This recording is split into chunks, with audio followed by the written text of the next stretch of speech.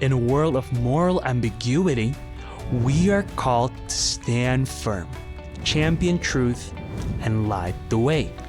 Integrity is the cornerstone of a life that honors God, choosing truth not because it's easy, but because it's right. To live with integrity is to honor God in every decision, every word, and every action. Proverbs 10 verse 9 says, "Whoever walks in integrity walks securely, but he who makes his ways crooked will be found out."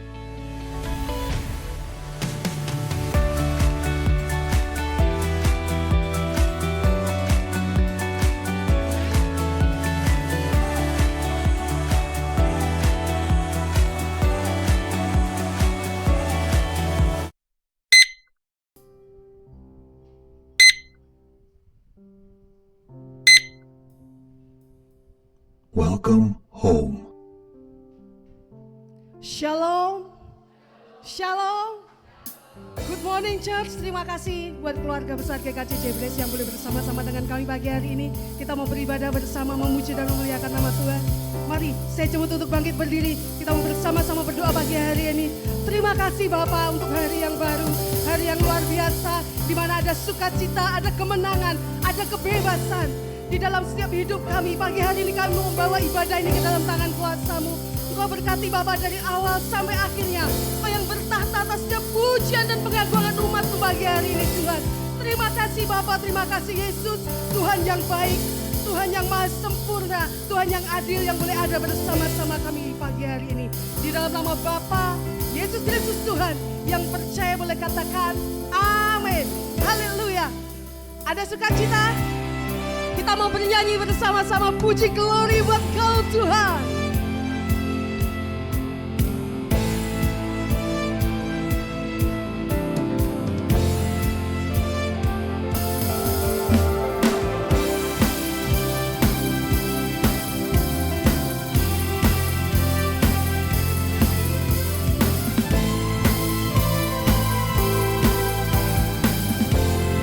Kami datang di hadirat Tuhan. Kami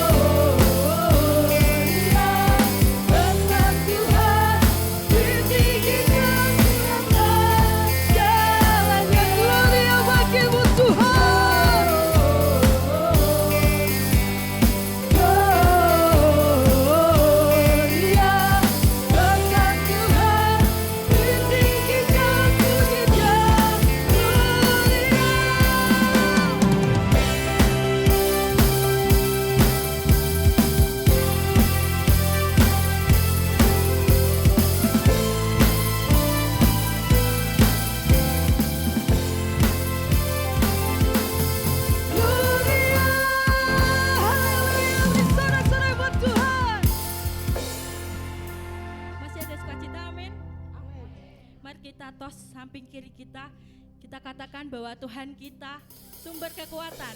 Amin. Kita percaya Tuhan, sebab segala perkaraku yang ada di dalam-Mu Tuhan.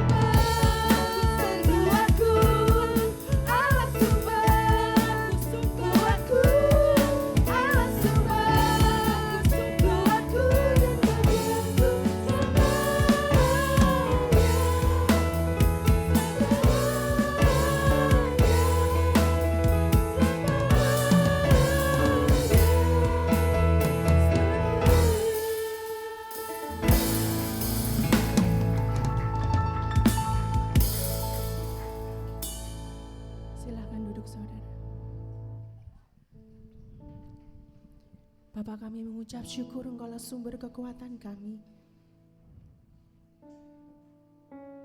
Engkau Tuhan, Engkau Yesus, harta terindah, harta paling berharga dalam hidup kami.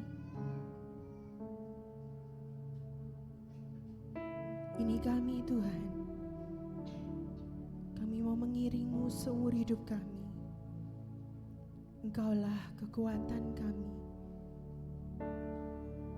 Engkaulah sumber kuat kami. Ini hidup kami Tuhan, kami letakkan semuanya di bawah kaki-Mu,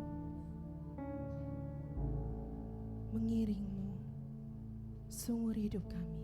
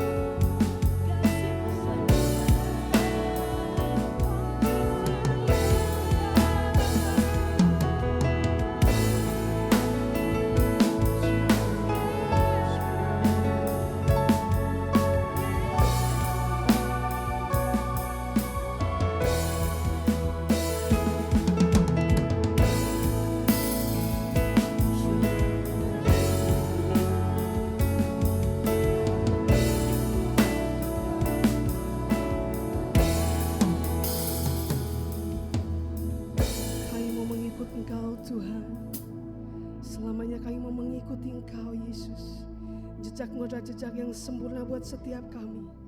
Kami mau mengiring-Mu Tuhan, sampai habis nafas kami, sampai habis hidup kami Tuhan. Engkaulah kepujian kami, Engkaulah juru selamat kami yang hidup, Engkau yang tidak pernah meninggalkan Bapa. Sekalipun kami dalam keadaan yang tidak baik-baik saja, tapi Engkau Tuhan yang baik, Engkau Bapa yang baik, yang tidak pernah meninggalkan. Karena kami tahu Tuhan, sebelum kami menderita, Engkau jauh lebih dulu menderita Bapa. Dan kami mau terima setiap salib kami masing-masing Tuhan. Karena itulah harga yang harus kami bayar di muka bumi ini. Tapi Engkau Tuhan yang setia. Engkau tetap memegang tangan kami Tuhan. Semua dalam kendali-Mu Bapa. Terima kasih Yesus. Kami mau nyatakan, saya mau ikut Yesus. Saya mau ikut Yesus sampai selamanya. Saya mau ikut Engkau Tuhan.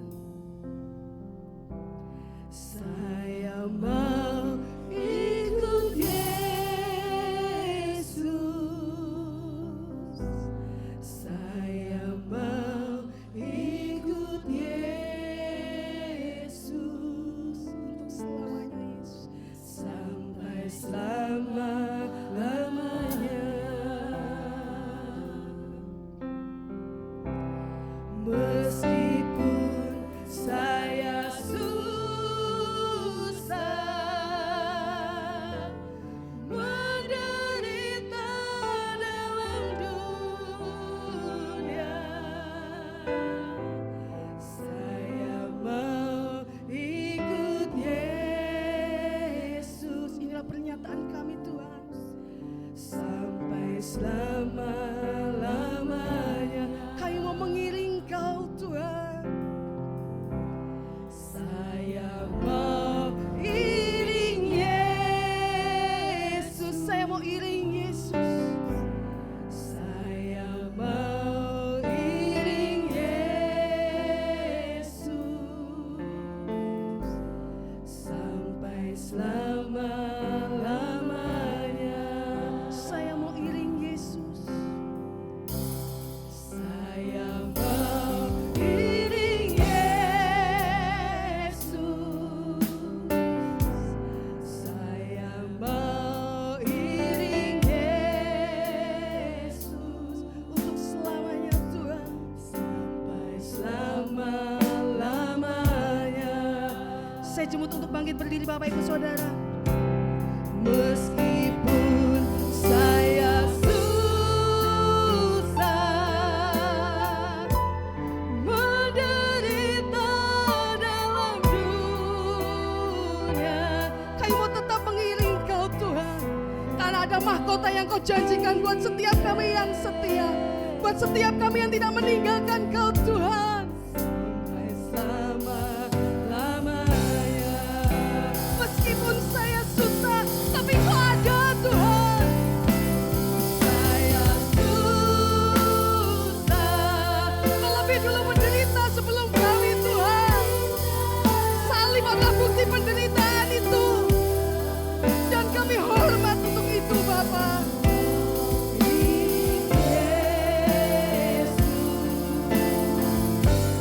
Sampai selama-lamanya. Meskipun saya susah, meskipun saya susah menderita dalam dunia, saya mau iring Yesus sampai selama-lamanya.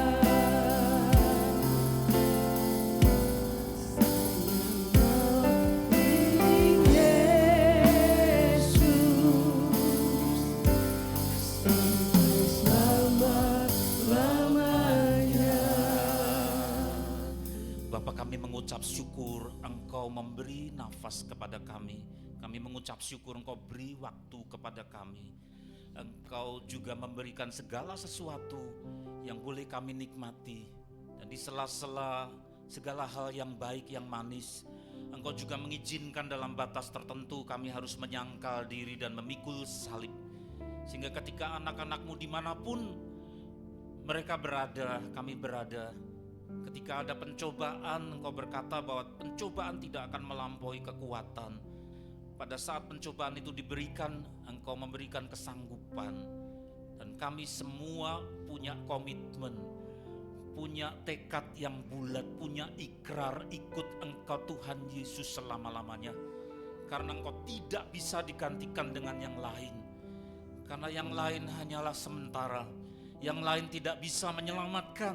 Tetapi juru selamat kami, Engkau Tuhan Yesus, sekali untuk seterusnya, tidak ada gantinya.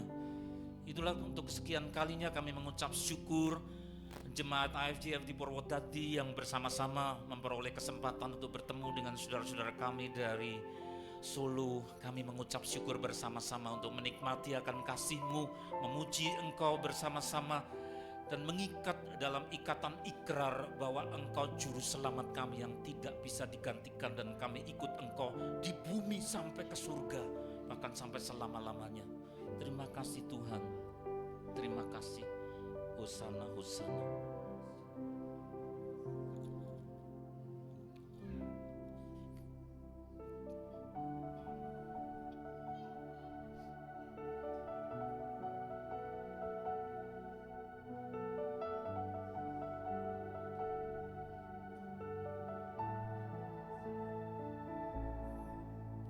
Yakin saat Kau berfirman, ku menang saat Kau bertindak. Hidupku hanya ditentukan oleh perkataan.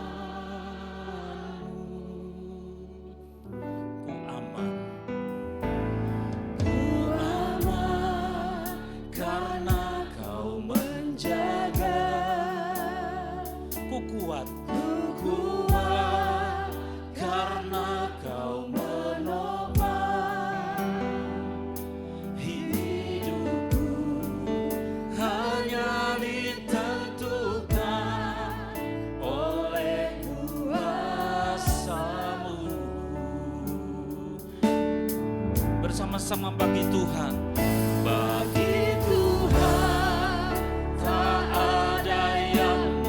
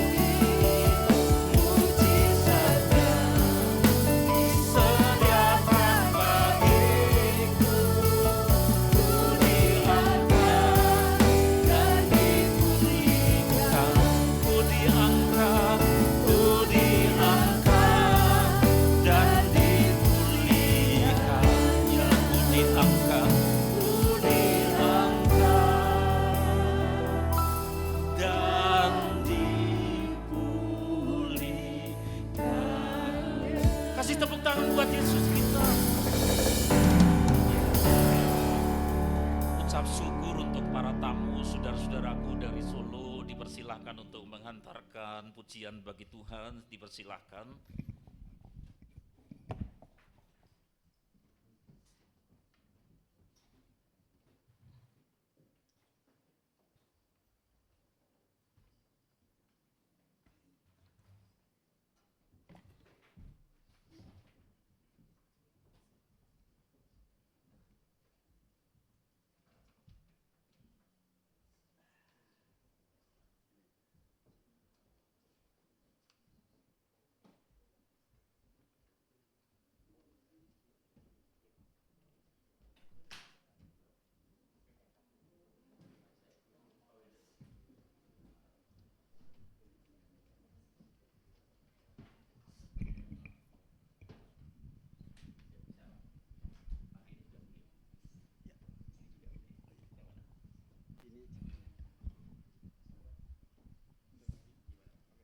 Shalom. Selamat siang. Sehat? Mana buktinya sehat? Senyumnya mana dong? Kami dari Solo, dari GKJ Jebres. GKJ Jebres itu waktu masa kecilnya Pastor Triyono Teguh Santoso. Tepuk tangan untuk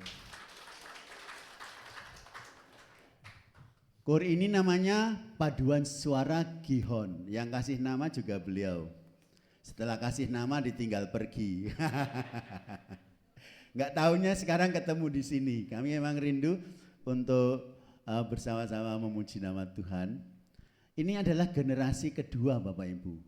Dulu ketika Pak Tri bentuk 20 sekian tahun yang lalu, 23 tahun yang lalu mungkin ya, gereja kami nanti akan berusia 22, tapi sebelum gereja dewasa ini sudah dibentuk oleh beliau. Ya, umurnya kira-kira ya 24 tahun yang lalu. Yang masih setia adalah mami kami yang tercinta ini, silahkan maju Mi. Ini dirigennya luar biasa. Umurnya berapa Bapak Ibu? Baru 89 tahun. Ya, 89 tahun ya. Pertama kami akan menyanyikan satu lagu bahasa Jawa, Sakjeke Aku Nderek Gusti.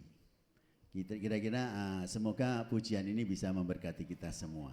Mas, Sakjeke Aku Nderek Gusti, monggo. Sebentar ya.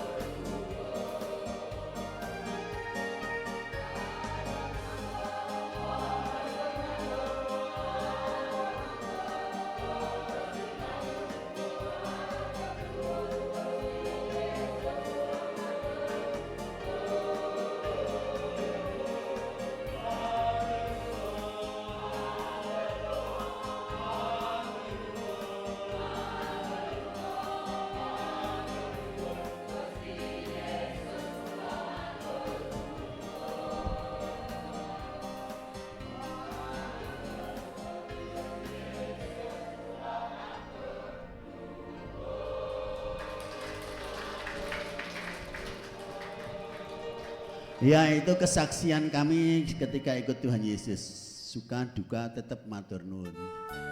Enggak mau yang suka tok. Kita juga kalau pas tadi pendeta bilang dalam batas tertentu kita diperbolehkan untuk mengalami sesuatu yang tidak baik, tetap matur nuwun, tetap matur nuwun. Lagu yang kedua, terima kasih Mami, silahkan Mami kembali.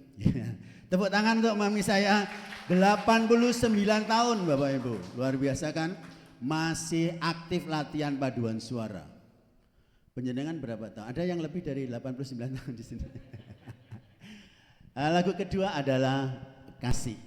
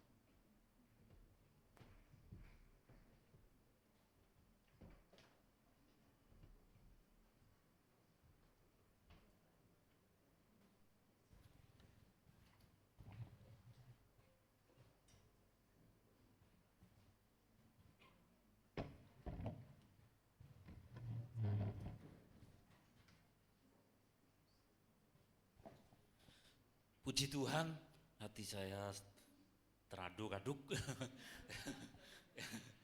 Ya, antara senang, terharu.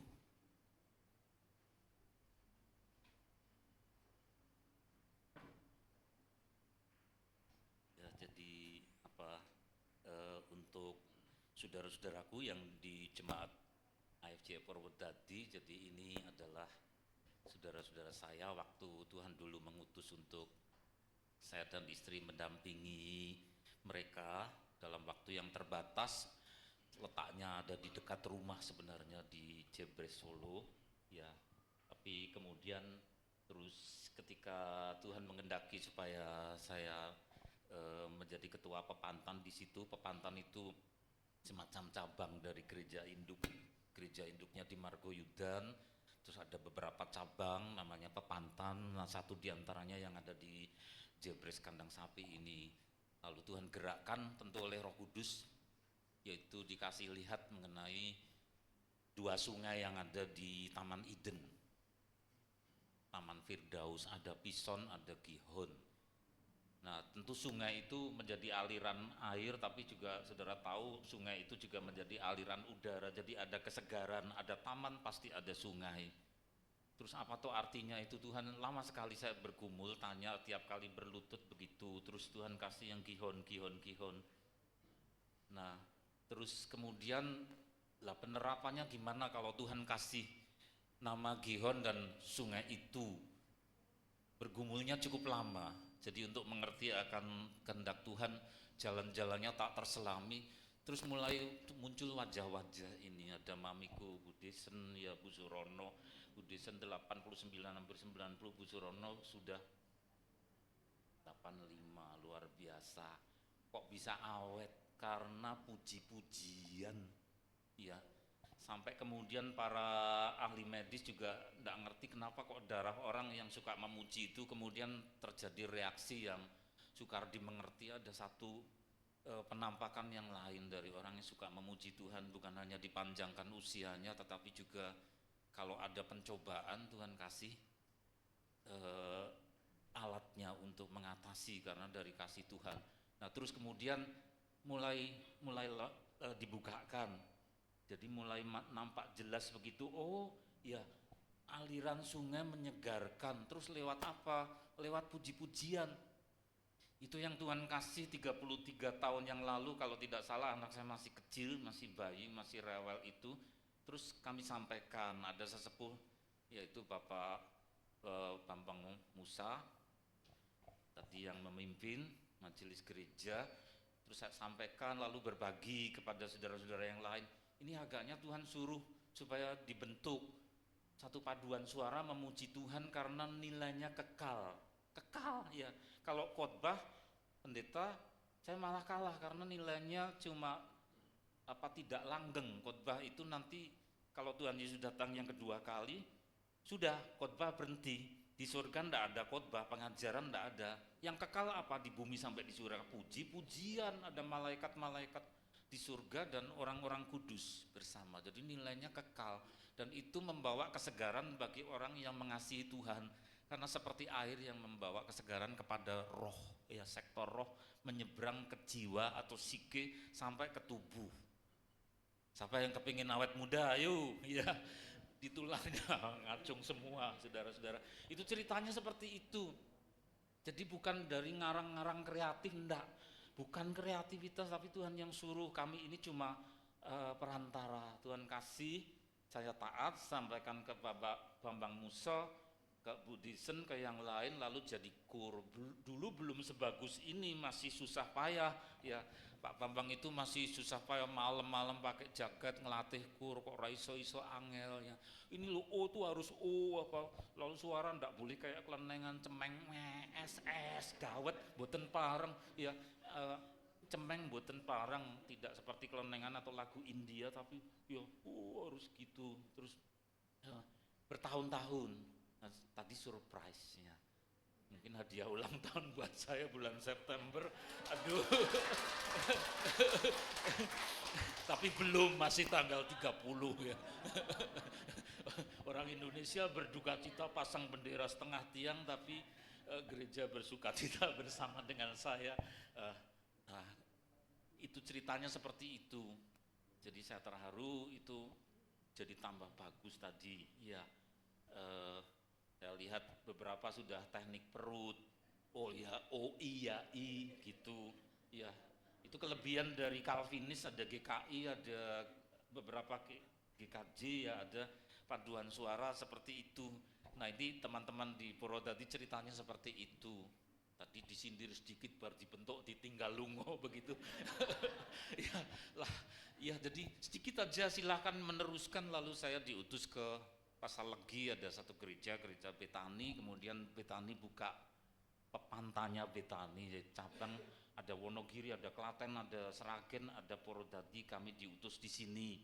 Berat pikul salib karena Solo Purwodadi tahun berapa 2003 jalannya seperti bekas perang dunia kedua itu, bolong-bolong ya. Saya pakai kendaraan seadanya, Tuhan ya kok seperti ini. Itulah salibmu hamba-hamba Tuhan. Kalau dijadwal ke sini alasan aja, ada yang pilek, ada yang apa ya, pendetanya pada mogok, lalu go to hell toh Pak ya. Iya, karena lubang-lubangnya daerah Toroh, daerah sebelum Gundi itu bolong-bolong, kalau kebo tidur aja tidak kelihatan ya. Terus estim saya pakai Forza estim itu sampai bawahnya jebol ya. Terus beberapa kali terus ganti kijang sama istri saya, ganti ban di hutan gelap-gelap begitu terus. Nah, ketika hamba-hamba Tuhan megah ke Purwodadi, saya berlutut kepada Tuhan. Tuhan, di mana hamba-hamba Tuhan menghindari, ndak mau, ini saya mau. Itu ceritanya gitu. Jadi sampai ke sini ini saudara, ceritanya sampai seperti itu. Ya tahun 2003 sampai kemudian dari mondar-mandir, lalu jemaat di sini jangan terus-terusan mondar-mandir, silahkan, lalu dicarikan rumah dari pinjam tempat jemaat ya, cuma papan-papan kayu bocor ya. Nah, kalau saya ngesun istri bolong gimana temboknya. Itu ada cuma papan kayu ya. Ya sudah ditiduri tempat itu, lama-lama terus ada berkat dikumpulkan sedikit, ini kami sewa tempat ya, ada tempat di sana, kemudian Tuhan kasih pinjam tempat ini, kemudian ada jiwa baru sedikit-sedikit. Saya mengucapkan terima kasih ibu-ibu bapak dari kota Solo mau datang ke kabupaten seperti ini, jalannya sudah diperbaiki. Meskipun yang pertama gagal, Pak Presiden marah 2 kali, piye toh ora dadi ya. Kemudian dananya kurang sehingga bukan lagi dari Jawa Tengah tetapi dari pusat, sehingga didalamkan sekali orang bisa sampai ke tempat ini, sehingga Bapak Ibu tadi tidak terlalu geronjal. Ya, itu. Nah, ceritanya seperti itu. Baik, kita siap mau terima firman, meskipun itu double, tadi di kandang sapi sudah, tetapi kemudian di tempat ini kita juga menerima makanan rohani seperti Tuhan utuskan untuk hamba Tuhan harus taat sampaikan. Mari kita melihat bersama-sama apa kata firman Tuhan yang diambilkan dari Injil Lukas pasal yang ke-12, tapi sebelumnya minta izin kepada Roh Kudus terlebih dulu. Bapa, kami mohon izin jemaatmu daripadamu untuk melihat dan menerima makanan rohani dari firman-Mu. Engkau Roh Kudus yang memberkati kami, berikan hikmat kepada hamba-Mu, terangi supaya menjelaskan dengan benar, dijauhkan dari segala rekayasa manusia. Firman-Mu yang lebih daripada titik koma kalimat, tetapi pribadi-Mu sendiri kami taruh hormat di dalamnya, dalam nama Tuhan Yesus. Lukas pasal yang ke-12, kita akan melihat satu perikop utuh, yaitu ayat 13 sampai dengan ayat yang ke-21. Lukas pasal yang ke-12 ayat 13 sampai 21. Lukas 12 ayat 13 sampai 21. Seorang dari orang banyak itu berkata kepada Yesus, "Guru, katakanlah kepada saudaraku supaya ia berbagi warisan dengan aku." Tetapi Yesus berkata kepadanya, "Saudara, siapakah yang telah mengangkat aku menjadi hakim atau pengantara atas kamu?" Katanya lagi kepada mereka, "Berjaga-jagalah dan waspadalah terhadap segala ketamakan. Sebab walaupun seorang berlimpah-limpah hartanya, hidupnya tidaklah tergantung daripada kekayaan itu." Kemudian ia mengatakan kepada mereka suatu perumpamaan, katanya, "Ada seorang kaya, tanahnya berlimpah-limpah hasilnya. Ia bertanya dalam hatinya, 'Apakah yang harus aku perbuat sebab aku tidak mempunyai tempat di mana aku dapat menyimpan hasil tanahku. Lalu katanya, inilah yang akan aku perbuat. Aku akan merombak lumbung-lumbungku dan aku akan mendirikan yang lebih besar dan akan menyimpan di dalamnya segala gandum dan barang-barangku. Sesudah itu aku berkata kepada jiwaku, jiwaku, ada padamu banyak barang, tertimbun untuk bertahun-tahun lamanya. Beristirahatlah, makanlah, minumlah, dan bersenang-senanglah. Tetapi firman Allah kepadanya, hai engkau orang bodoh, pada malam ini juga jiwamu akan diambil daripadamu. Dan apakah yang telah kau sediakan, untuk siapakah itu nanti? Demikianlah jadinya dengan orang yang mengumpulkan harta bagi dirinya sendiri, jikalau ia tidak kaya di hadapan Allah.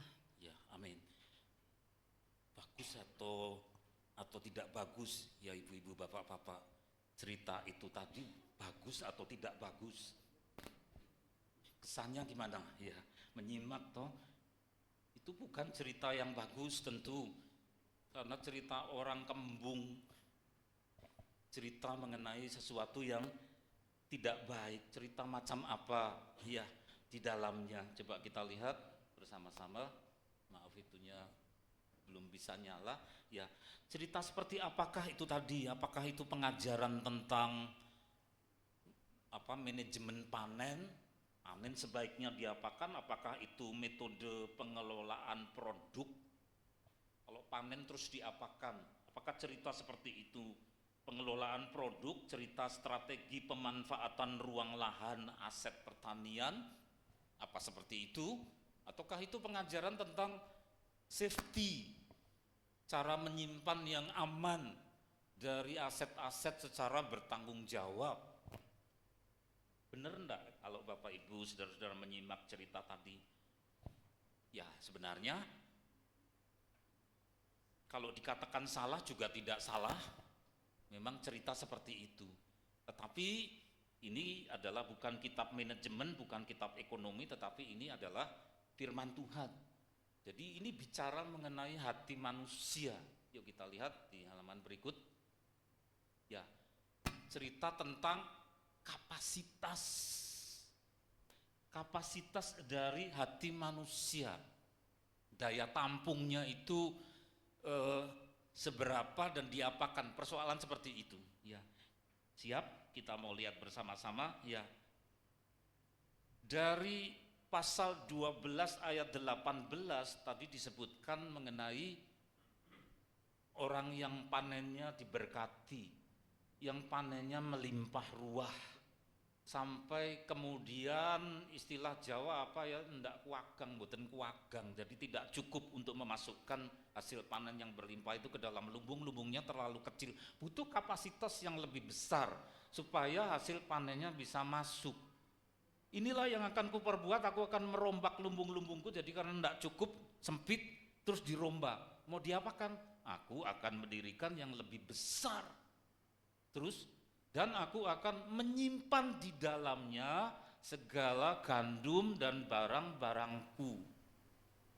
Jadi yang ada dalam konsep orang yang panen ini adalah persoalan tentang saving, penyelamatan, penyimpanan yang bagus, yang aman, yang cukup, yang bisa menampung.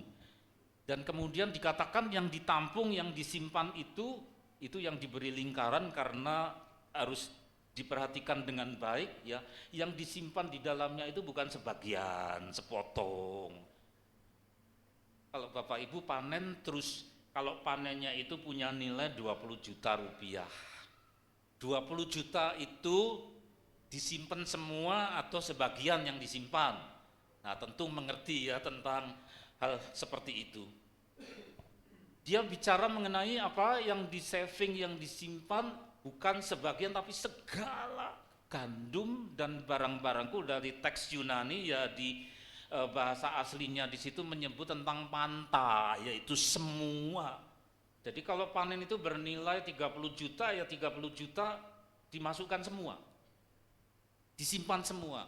Panta, ton, auton, kaita, agatamu, ada kata agata. Siapa yang punya cucu, kagungan wayah, punya anak dinamai Agata. Atau rekan-rekan Purwodadi 4 orang pastor mungkin habis kuliah terus nonton tiap malam Agata. Ya, seru ya. Memang baru jadi sorotan anak-anak Tuhan karena itu apologet yang sangat berani. Cuma sayangnya ya isinya bener. Cuma kok jawab mengenai firman Tuhan kok sambil apa? Ya, makan. Agata artinya baik.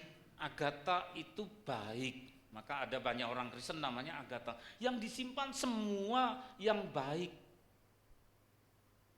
Nah, cuma sayangnya tidak diterjemahkan oleh LAI, cuma segala gandum dan barang-barangku mestinya ada kata yang ketinggalan yaitu yang baik, agata, disimpan. Bukan sebagian tetapi semuanya. Nah, seperti itu. Nah, sekarang lihat di halaman berikut ya. Tadi kita sudah lihat. Nah, itu. Lumbungnya semula kecil, tidak muat, untuk menampung panen terus dilebarkan. Jadi kapasitas dari ruang lumbung itu diperlebar.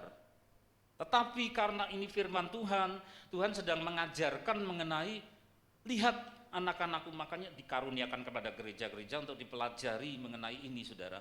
Jangan hanya melihat bagaimana memperlebar kapasitas tampung dari apa yang nampak yaitu panen tadi secara materi. Tapi orang ini orang kembung, Saudara, dalam tanda petik. Dia sedang mengalami penyempitan kapasitas hati. Hatinya yang semula punya daya tampung yang cukup luas.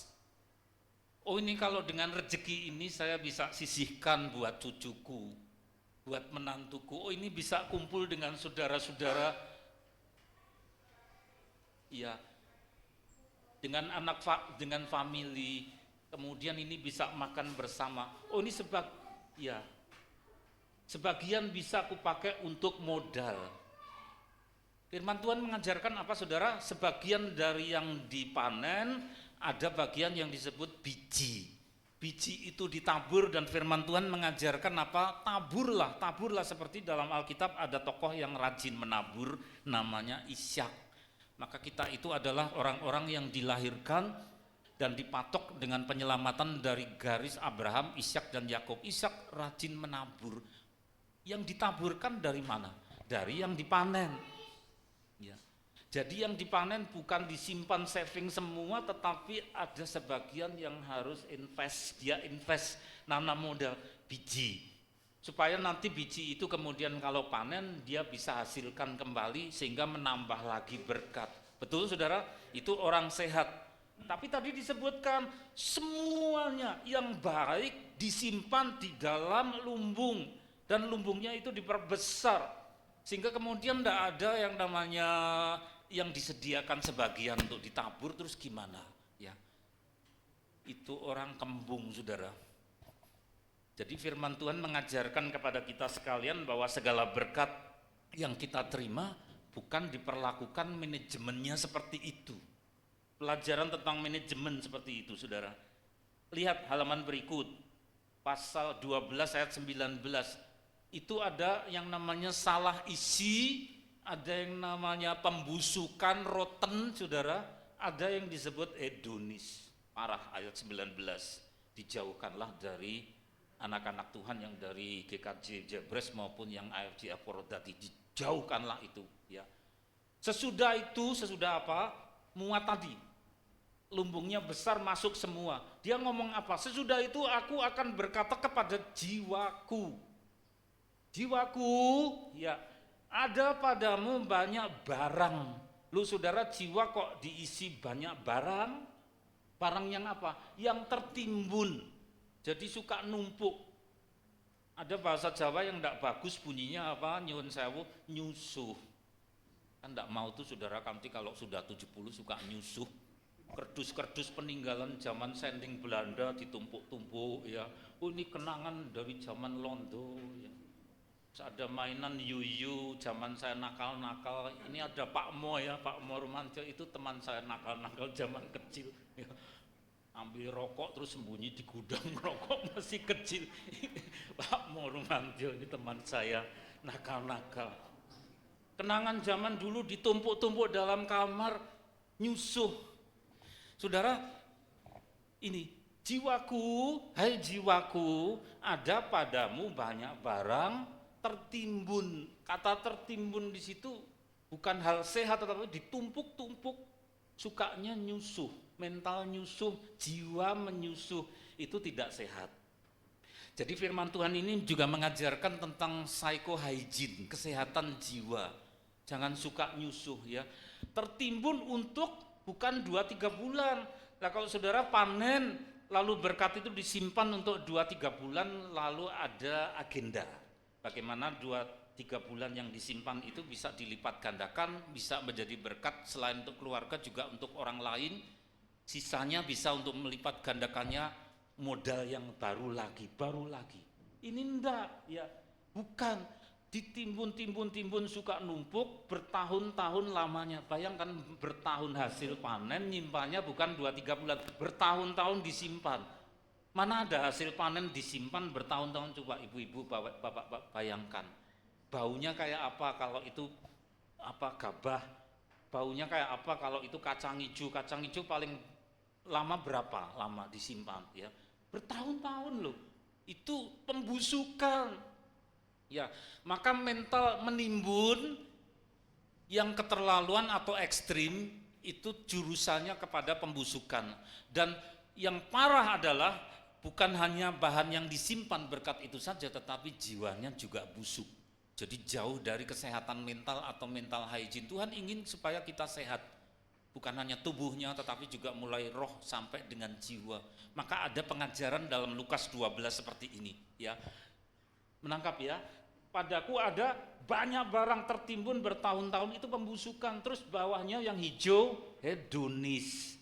Loh agendanya kok begitu, ditumpuk kemudian sudah untuk senang-senang, makan, minum, dinikmati. Ada padaku kekayaan yang tidak habis-habis, dinikmati saja, makan, minum, bersenang-senang. Itu mental hedonis. Bagaimana orang bisa menjadi berkat, apalagi anak-anak Tuhan ya. Kalau diberkati, disimpan untuk dirinya sendiri, bersenang-senang, egois. Bagaimana bisa berbagi? Padahal Tuhan kasih resep kalau bisa berbagi, di situ muncul kebahagiaan, betul enggak? Ya, kalau cuma makan minum sendiri, saudara, itu adalah kesenangan yang semu, pseudo, yang pseudo itu palsu, pseudo joyful, pseudo happiness, jadi kebahagiaan yang palsu. Bersenang-senanglah, ya, beristirahatlah. Nah saudara yang dikasih oleh Tuhan, saya teringat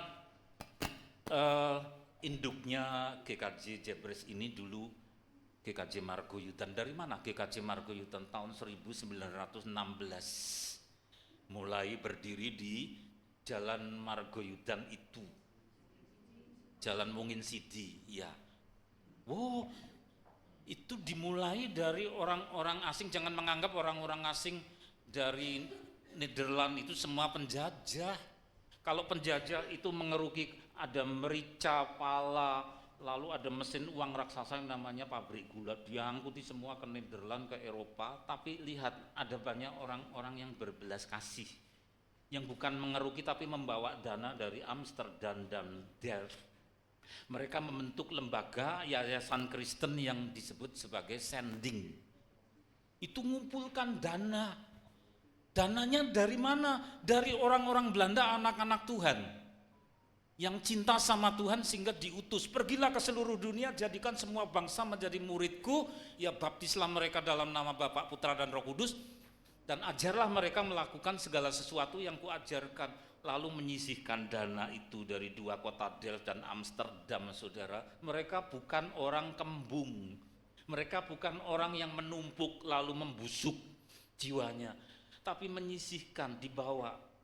Sehingga pendeta pertama Van Andel itu yang pakai cerutu gede itu ya, itu masih gajinya, uang makannya dari Belanda, karena orang Solo belum bisa untuk menyediakan uang makan buat Pak Pendeta Londo ini, saudara. Terus mulai gimana dicoba yang namanya pendeta Jowo itu dicoba ya, berani enggak, lalu ada rapat, saudara, tanah mulai dari tempat penggergajian Om Stegerhoek, orang Belanda yang punya usaha penggergajian, letaknya ada di tempat yang sekarang SD Kristen Margoyudan. Itu dibeli dari dana yang didatangkan dari orang-orang Belanda yang menabur, dibeli menjadi tanah gereja, lalu akhirnya pindah ke sebelah barat yang sekarang menjadi GKJ Margoyudan. Itu sudah. Gimana kalau pendeta Jowo? Dan tidak ada yang kebetulan, Pak di saya yang dipilih, namanya Bopo Supono Harjo. Ya, kemudian ditabiskan menjadi pendeta Jowo pertama untuk Solo.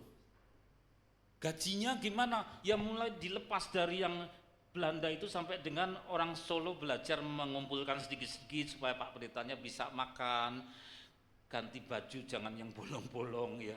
Cuma sayangnya yang Margoyudan sekarang gambarnya Pak Desa diganti bakul sate.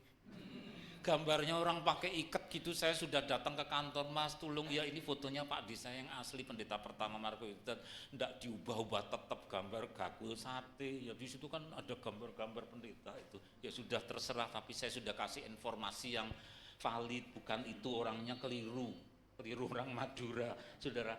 Dari mana Injil bisa diberitakan? Lalu lewat 3 basis, sekolah Kristen, rumah sakit, satunya adalah gereja. 3 ini merupakan dasar dari bagaimana orang mengumpulkan dana bukan untuk dirinya sendiri dan ditimbun sampai busuk, tetapi harus menabur.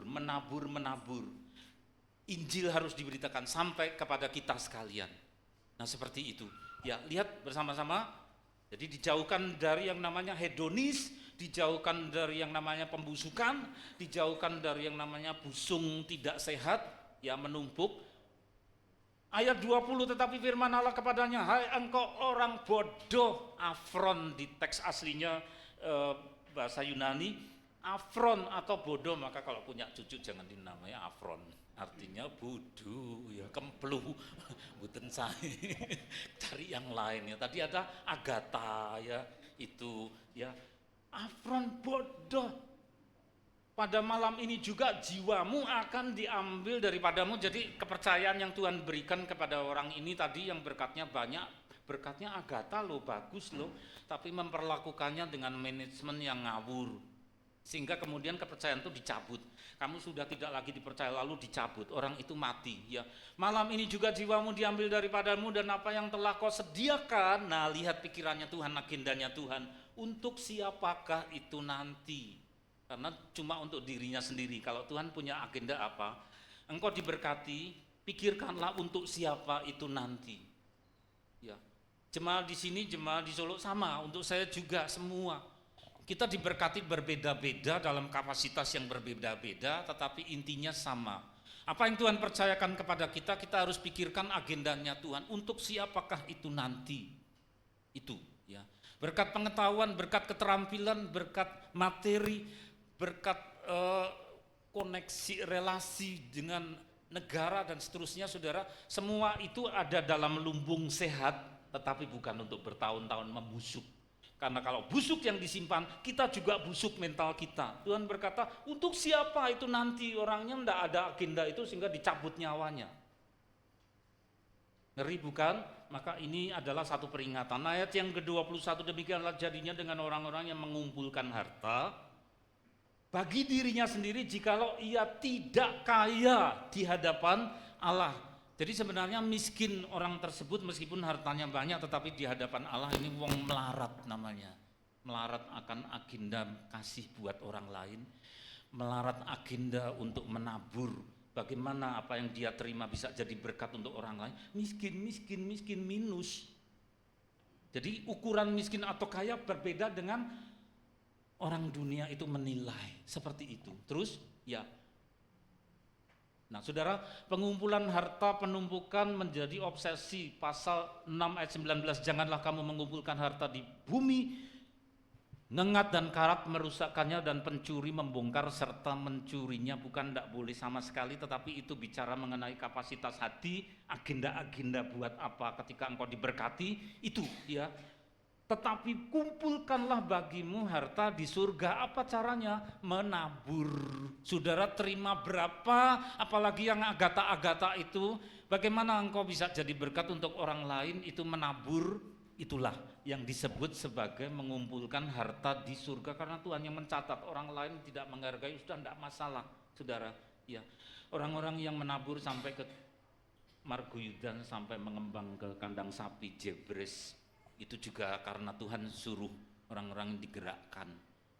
Dulu saya menampingi Bapak Ibu ini, kantornya masih sempit, yang isinya Pak Narto, Mbak Titrin, ya, ngetik kleru-kleru dan sebagainya. Sekarang sudah dibubrah, tidak cukup kalau perjamuan suci pakai pasang-pasang kursi, terus tanah seberang dibeli, tanahnya Mas Gideon kalau tidak salah, ya, sehingga kantornya seberang, tanahnya melebar, jemaatnya tambah. Semoga itu memang orang-orang yang mencari hadirat Tuhan dan keselamatan. Puji Tuhan, saya senang sekali. Pasti ada yang suka menabur, ya, makanya panjang umur. Menabur panjang umur, jadi katakan menabur, menabur panjang umur, menabur panjang umur. Amin. Ya, siapa yang ngajarkan firman Tuhan? Ya, kumpulkanlah bagimu harta di surga seperti itu, ngengat karat tidak merusakkannya dan pencuri tidak membongkar serta mencurinya. Sebab di mana hartamu berada, di situ juga hatimu berada. Itu adalah orientasi, ditancapkan di mana, itulah orientasi dari arah mentalitas kita. Terus halaman terakhir, ya. Mari. Taburan kudus, ada kata Ibrani sedek, membacanya ke kiri, diterjemahkan menjadi keadilan. Ada juga yang disebut hesed, sedek hesed. Jangan keliru, awas, bukan keset. Kalau keset kan ini ya, hesed. Terus penterjemah dari LAI, Lembaga Alkitab Indonesia, kan mereka berpuasa, mereka rundingan, kipiye ya terjemahannya dari Ibrani, hesed. Tidak ada kata Indonesia yang tepat. Ya sudah, dua kata digabung, kasih setia, bukan kasih sendiri, setia sendiri. Tapi itu karena begitu kaya, hesed itu. Jadi kasih Allah yang luar biasa, yang punya bobot nilai tebal banget, surgawi ilahi, hesed dan keadilan. Menaburlah bagimu seturut sadek atau sedek dan hesed. Bukalah bagimu tanah baru. Sehingga kalau ketemu orang ini sudah terima Tuhan Yesus belum ya? Gimana caranya Injil sampai kepada orang tersebut? Bukan bagaimana aku memakan orang itu, bukan. Itu jahat namanya ya. Ketemu orang gimana aku ngakali orang itu jahat, bukan agendanya Tuhan. Tapi kalau ketemu orang baru, bagaimana keselamatan sampai kepada orang tersebut, dananya butuh berapa, Tuhan kasih sediakan, ini kurang, bagaimana bisa diperluas. Waktunya untuk mencari Tuhan, mencari hatinya, ya. Sampai Ia datang dan menghujani kamu dengan keadilan. Tidak ada agenda kembung, baik untuk jemaat yang di kandang sapi maupun yang ada di Porodadi. Tuhan kasih berkat kepada kita dengan berbagai macam jumlah, tapi semua dipercayakan kepada kita untuk ditabur. Nama Bapa dipermuliakan. Kalau ada jiwa-jiwa baru, itu juga butuh biaya, saudara. Tuhan memberkati kita. Mari tutup mata dalam suasana doa. Oh syukur, syukur, syukur, syukur, syukur. Oh syukur, syukur, syukur Bapa, apa yang sudah kami dengar Kau meteraikan dalam hati kami. Sehingga si jahat tidak akan bisa mencuri apa yang sudah ditaburkan.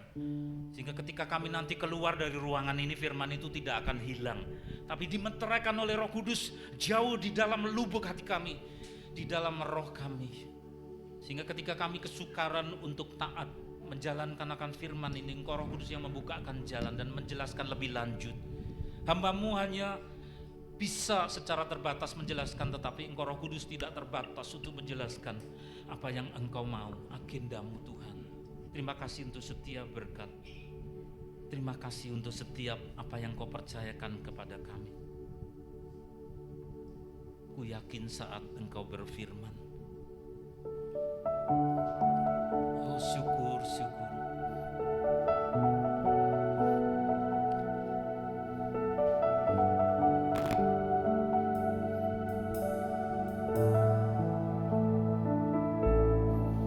Ku yakin saat kau berfirman, ku menang saat kau bertindak. Hidupku hanya ditentukan oleh perkataanmu. Ku aman karena kau menjaga. Ku kuat karena kau menopang hidupku hanya ditentukan oleh kuasa-Mu.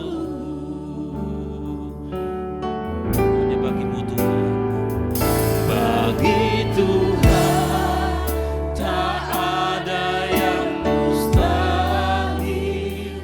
Bagi Tuhan tak ada yang tak mungkin.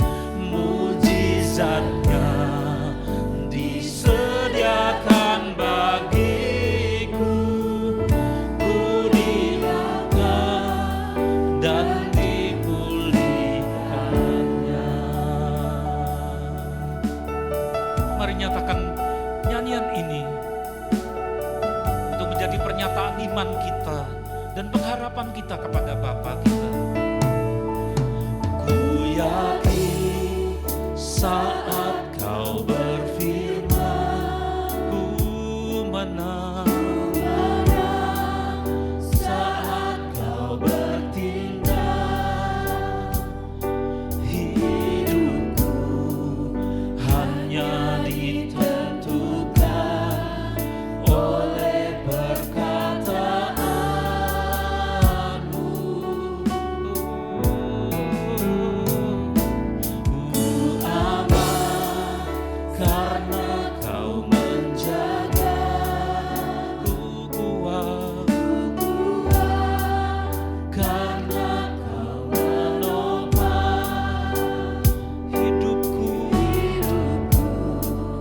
hanya ditentukan oleh kuasa-Mu. Oh,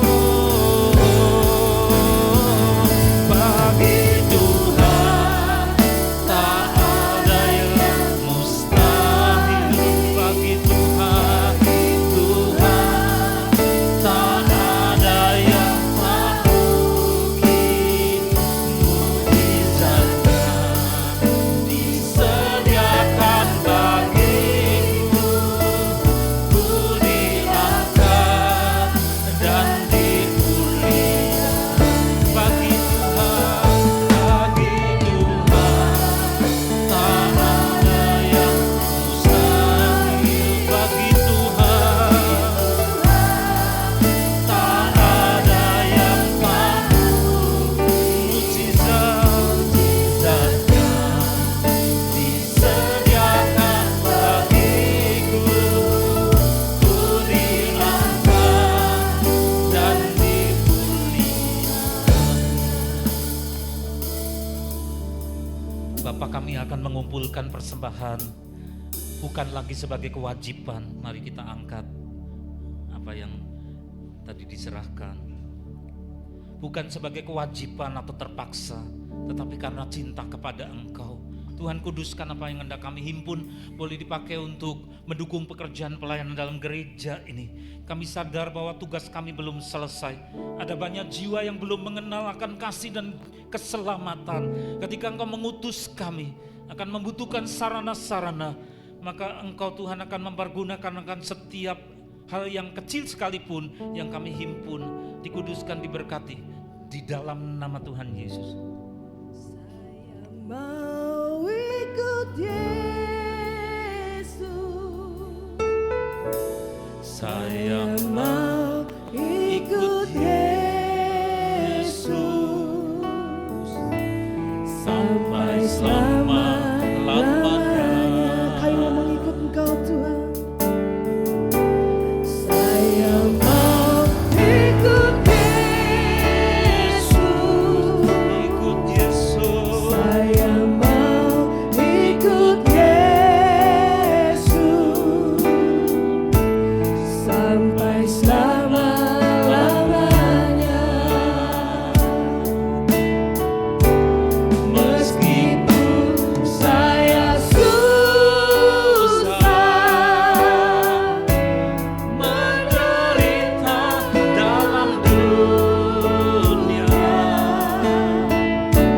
saya mau ikut Yesus sampai selama-lamanya. Meskipun saya susah menderita dalam dunia, saya mau ikut Yesus sampai selama-lamanya. Mari kita bangkit berdiri bersama-sama. Bapa, Engkau sudah bersama-sama dengan kami, tubuh Kristus ini. Engkau mengasihi mereka. Engkau Tuhan juga melihat segenap pergumulan yang ditanggung oleh anak-anak-Mu, pribadi lepas pribadi, tetapi juga keluarga demi keluarga. Pencobaan tidak akan melampaui kekuatan. Pada saat pencobaan itu diberikan dan Engkau izinkan terjadi, Engkau memberikan kesanggupan, bahkan kuasa dan urapan dari tempat maha tinggi. Apa yang harus kami pikul, seperti Tuhan Yesus juga memikul akan kesengsaraannya, akan sampai kepada masa anugerah, di mana ada kemenangan, di mana ada mahkota-mahkota. Terima kasih Tuhan, terima kasih. Beberapa di antara jemaat ada yang berulang tahun di bulan September. Pastor Lucia akan berdoa untuk yang berulang tahun. Begitu juga berdoa untuk saudara-saudara kita yang dari Solo. Bapak, kami mengucap syukur Tuhan buat kasih karunia-Mu dan anugerah-Mu untuk anak-anak-Mu Tuhan, Andi Rusdiono, Maranatha Sisil Tuhan, Kapela Auriga, Dwi Haryanto dan Freya. Kami mengucap syukur Tuhan buat setiap anak-anak-Mu Tuhan. Kami mengucap syukur Kau sungguh Allah yang sangat baik dalam kehidupan mereka. Engkau Tuhan, selalu Tuhan ada Tuhan. Kau selalu memberikan yang terbaik. Bahkan Tuhan kami mengucap syukur Tuhan. Kasih karunia-Mu yang melebihi segala akal, lebih dari apa yang pernah mereka bayangkan, lebih dari apa yang pernah pikirkan Tuhan. Engkau Tuhan akan memberkati kehidupan mereka, Kau yang akan menjagai kehidupan mereka Tuhan. Perisai-Mu Tuhan, kuasa darah-Mu yang kudus Tuhan, yang menudungi, yang melindungi, menjauhkan, membebaskan, melepaskan dari segala yang jahat. Bahkan Tuhan anugerah-Mu turun atas setiap anak-anak-Mu Tuhan, sehingga mereka boleh mengiring Engkau, mengikut Engkau, memilih-Mu Tuhan, lebih dari segalanya. Terima kasih Yesus, biarlah Tuhan setiap anak-anak-Mu Tuhan boleh semakin bertumbuh imannya di dalam Engkau. Mereka boleh semakin mengasihi-Mu, semakin berkenan di hadapan-Mu dan menyenangkan hati-Mu. Terima kasih Bapa, terima kasih Tuhan Yesus. Kami juga mengucap syukur Tuhan buat saudara-saudara kami Tuhan dari Solo Tuhan. Kasih karunia-Mu, anugerah-Mu selalu ada Tuhan. Terima kasih Yesus, terima kasih Bapa. Engkau sudah melihat seumur hidup mereka terus memilih-Mu, terus mengikut-Mu Tuhan, terus mengiring-Mu Tuhan. Kami percaya Engkau selalu ada sampai akhir Tuhan. Engkau yang menjadi kekuatan, Engkau yang menjadi penghiburan, Engkau yang menjadi jalan keluar. Bahkan Tuhan segala kelimpahan Tuhan, Engkau akan memberkati setiap anak-anak-Mu Tuhan. Terima kasih Bapa, Bapak berkati, kami mengucap syukur Tuhan boleh mengenal mereka. Bapak berkati kehidupan mereka, perjalanan mereka pulang ke Solo Tuhan. Ada penyertaan-Mu, ada sukacita-Mu, ada damai sejahtera-Mu yang melebihi apa yang pernah kami pikirkan, apa yang pernah kami doakan seumur hidup mereka. Di dalam nama Yesus kami berdoa dan mengucap syukur, amin. Kami mengangkat kedua belah tangan kami, mengarahkan hati kepada Engkau. Engkau Allah Bapa yang penuh dengan kasih. Engkau Sang Putra yang tunggal dan Roh Kudus yang penuh dengan kemuliaan. Dicurahkanlah atas seluruh jemaat anak-anak-Mu ini Tuhan, di dalam berkat yang melimpah, dalam takarannya diguncangkan, dipadatkan, dilimpahkan ke dalam ribaan-Mu. Oleh karena nama yang berkuasa Bapa, Putra, dan Roh Kudus, pada hari ini sampai Tuhan datang yang kedua kali, bahkan sampai selama-lamanya, di dalam satu nama Juru Selamat Tuhan Yesus Kristus, semua yang percaya berseru bersama, amin. Tuhan memberkati. Kasih salam kiri kanan.